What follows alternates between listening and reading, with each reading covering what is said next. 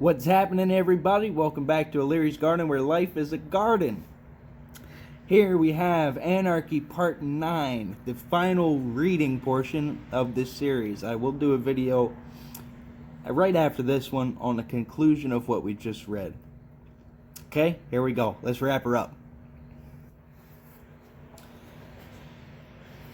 Obviously, in the present state of mankind, when the vast majority of people oppressed by poverty and stupefied by superstition stagnate in a state of humiliation, the fate of humanity depends on the action of a relatively small number of individuals.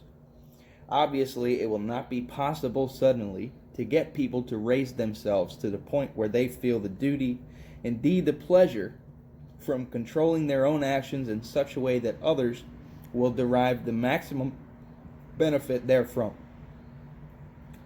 But if today the thinking and directing forces in society are few, it is not a reason for paralyzing yet more of them and of subjecting many others to a few of them.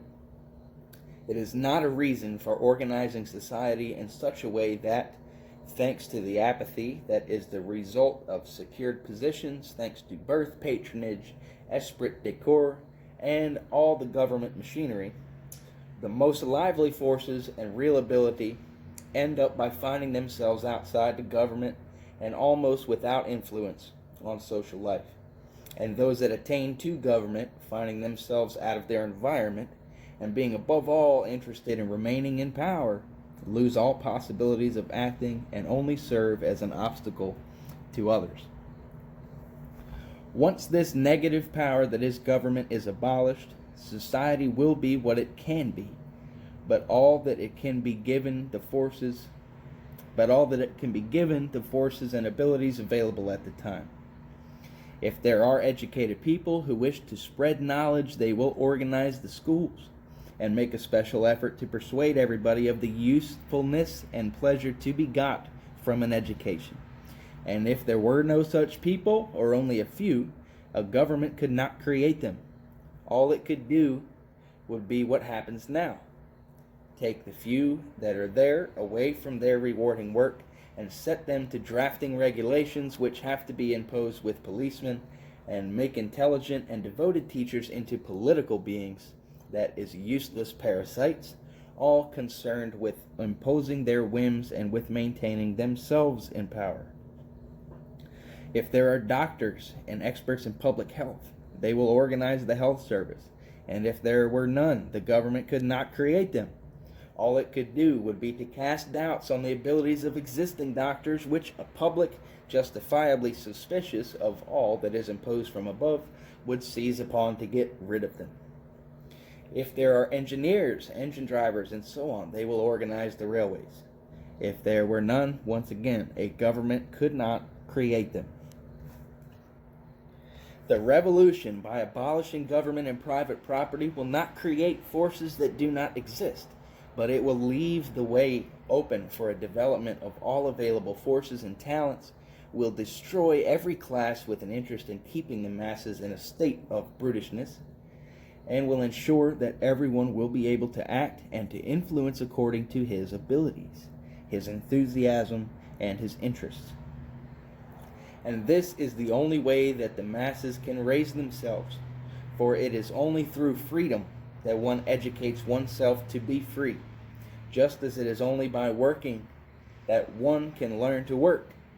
A government, assuming it had no other disadvantages, would always have that of accustoming the governed to timidity, and of tending to become always more oppressive, and of making itself ever more necessary.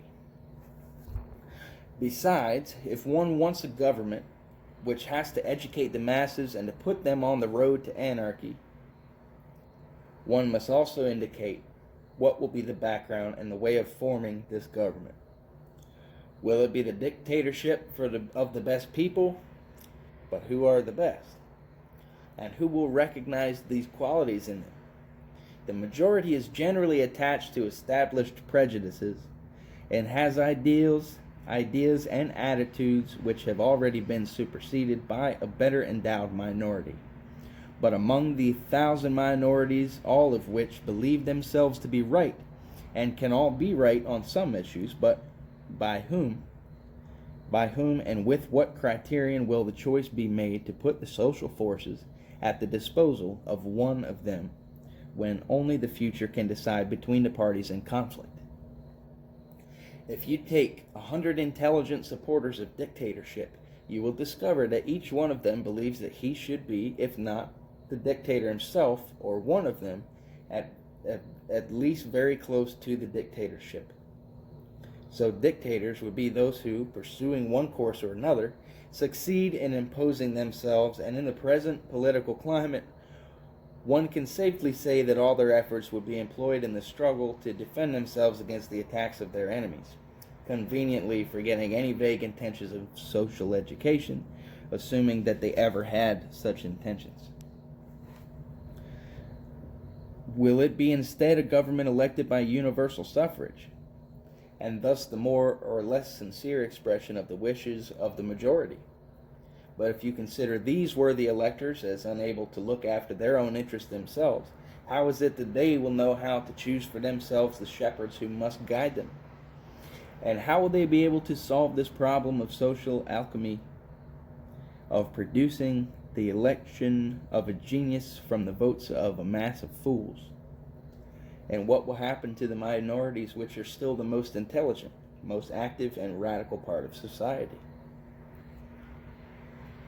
In order to solve the problem, the social problem, for the benefit of everybody, there is only one means: to crush those who own social wealth by revolutionary action, and put everything at the disposal of everybody, and leave all the forces, the ability, and all the goodwill that exist among the people free to act and to provide for the needs of all.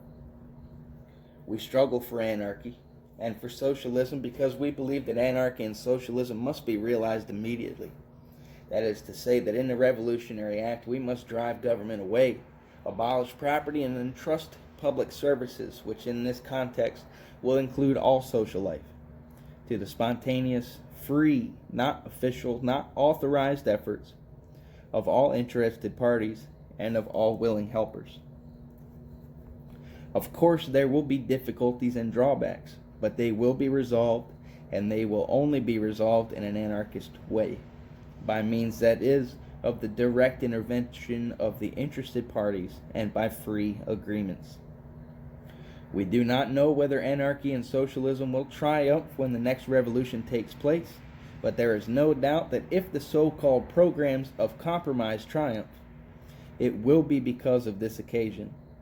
We have been defeated, and never because we believed it useful to leave standing any part of this evil system which mankind grows, under which mankind groans.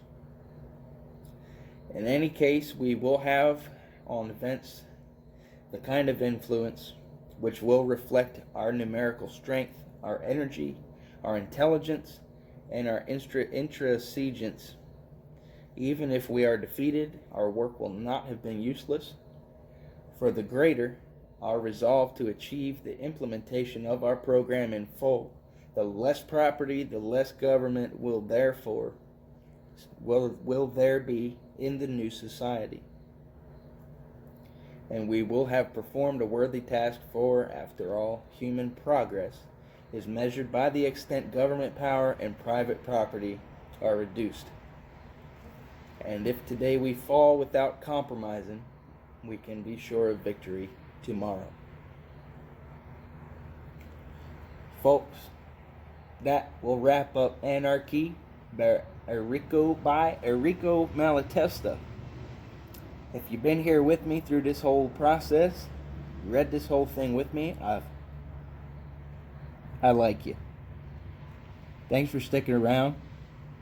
If you like these videos and you like the stuff I'm doing, please help support us by offering up a like and a subscribe.